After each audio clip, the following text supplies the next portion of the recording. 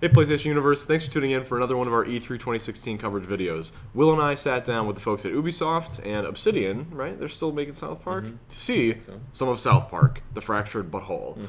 Will, that was quite a demo. It was so good. So we sat in the room with Ubisoft, and they played through basically the opening 15 minutes of the game, I would say. Like, literally come up from credits, and it's just Pretty much the opening salvo. Yeah, it was basically a little bit more of a look at what was shown during the conference. So, like, we got to see some little moments that they cut out and some that took place after. Yeah, a little bit more of that, like class selection and then going out into the field. Or actually, they fast forwarded in the game to show some combat. But, you know, when we talk about what the Fractured But Whole actually is, it is the sequel to Stick of Truth. So you're getting more of South Park's trademark humor. It's still a turn-based RPG, which is kind of the style that Stick of Truth opted for. But this time around, it's less of the it's hard to describe because Stick of Truth had a certain style that was almost like a Paper Mario style. Like, there was some timing-based execution of boosting your attacks, and it just bore some visual similarities. This is almost more tactical because there's a lot of positioning closer and movement. to like some Final Fantasy type of things. Like, in terms of depth of system, they're really pushing that to be more gameplay focused this time around. So this time around, of course, the kids are superheroes, referencing Coon and Friends from the show. Yeah, the Fractured But Whole means that they have a civil war going on between the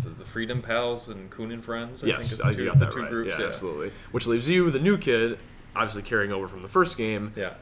When you became the king of King the playground, Douchebag. King Douchebag, well, now you've got to become a superhero because the boys have changed their game. Yeah. So that's where it starts out. And I thought what was interesting was that we saw a lineup of essentially like rote template character classes that you could choose from, and they were hero types. Like, there was the speedster type, like the Flash. There was the brute tank type, sort of like, I guess the Hulk would be a good analog for that. Yeah. And we only saw 3 of them, Yeah. but there were like 15 of them. Yeah, like, there was a like ton more to choose cyborg, from. psychic, assassin, like all these different things, and you can combine them later on too.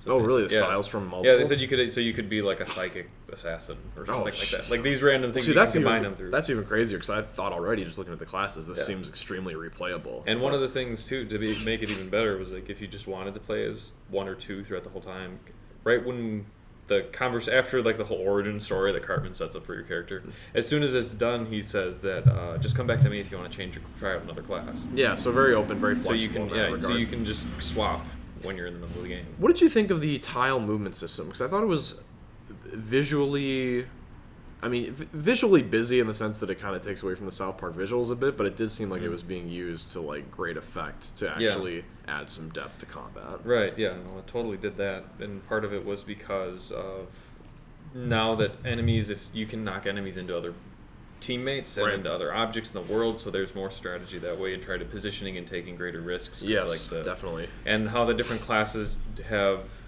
like the speedster class and the, like, magic caster or whatever, they are the high damage people.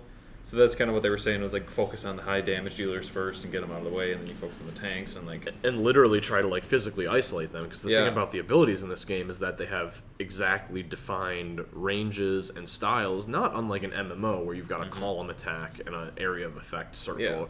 And we can literally measure those in tiles because each battle screen is made up of, like, 20 tiles that can be moved around. And we get to see the turn order of who's around. Yeah, so that was huge. That's a really, really big thing to help figure out where you want to, if you want to take the chance of positioning next to in the middle of the group to knock someone out. That's what's interesting about it, is that it's almost got, like, the turn order and turn order planning of, like, a Final Fantasy X with the battle grid movement of, like, a Tactics and the sort of area of effect spells and physically based proximity abilities of, like, a Star Ocean or an MMO. So all those things bleeding in together, and it looked really fun and engaging. And I liked that they didn't have, like, you can move 2 tiles or something like that, really arbitrary thing. It's like, no, this is where you can get to, and it's like all these things lit up, and you could just freely run around. Yeah, like, they just kind of did that for a while, and you settle on where you want to go, not just be like click, click. Right. Click, yeah, it wasn't just it was simple just advancement. Like, it all played up really well. It looked super, super smooth. Yeah. My biggest complaint, or just something that deadened my experience a little bit with the first game, is that virtually all of the jokes and humor had been seen in the show at some time or another. I mean, there was the Al Gore thing, the Man Bear Pig, and all these different elements. So I felt like I had heard a lot of the humor before, and it had a lesser impact. But I think that's going to be less of a concern here. One, because we already ran through like the series' greatest hits of jokes and characters, but also because the story seems to have more of an angle of intrigue, as pretentious as that might sound, between the kids warring with each other, less than just an arbitrary like LARPing excursion. Yeah, and they're also they're commenting on all of the Marvel movies and all that stuff for now, sure. which I don't think they've really done it too much. I don't think so either, because when the Coon character first showed up, the Marvel Cinematic Universe wasn't really into its own yet. I mean, not at least in recent years with Civil War, which this is clearly offering some satire. And they're doing things too to have the comedy connect to you more personally as your character, because they talked about wanting more interactive humor. So like you saw little things like that at the beginning, where in the video that they showed that like Cartman wants to give you your backstory, so you walk up the table, sit next to him, and he's like, no, that's a that's or and they kept going. Even the key code to get into the basement where all the kids were hanging out, Cartman had labeled with tapes, like each number corresponded to like mom, fuck, poop, like this kind of stuff. So different words. Yeah, totally. That bleeds into the interactive humor for sure. I mean, I think for me, it's like if they can nail the same 20 to 30 hour RPG experience with some fresh humor, and then clearly the battles and visuals are already tightened up. I mean, there's really no reason not to be excited for this. Yeah. Well, the other thing, so the three things that we talked about, they wanted to focus on in this one was combat, interactive humor, and then exploring was the other one, where we saw interaction between the different people in your party. You can use them to help get to locations that you weren't at, or now in this game that your farts are more powerful, so now you can team up with the human kite and be used for platforming. Yeah, and he'll jump on your back, and then you can fart your way up to the top of a building and find unique items that are out there. As it was. Yeah.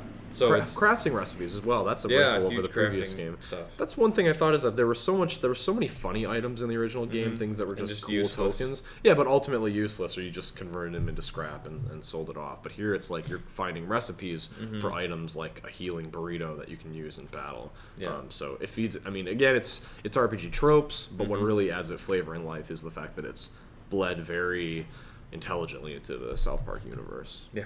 So I don't know. I'm super excited about this because I loved the first one. So absolutely, yeah, it was a blast to see. So thanks for watching our video, our impressions of South Park: The Fractured Butthole. Let us know what you thought of Stick of Truth. They couldn't say that name without anybody laughing the whole time. It was so I thought I would make it through the video, but no, not so much. Yeah, let us know what you thought in the comments of Stick of Truth, and if you're excited for The Fractured Butthole. Keep it locked at psu.com for all of our E3 coverage. There's more coming. Still losing his shit in the corner over there. Thanks for watching, guys.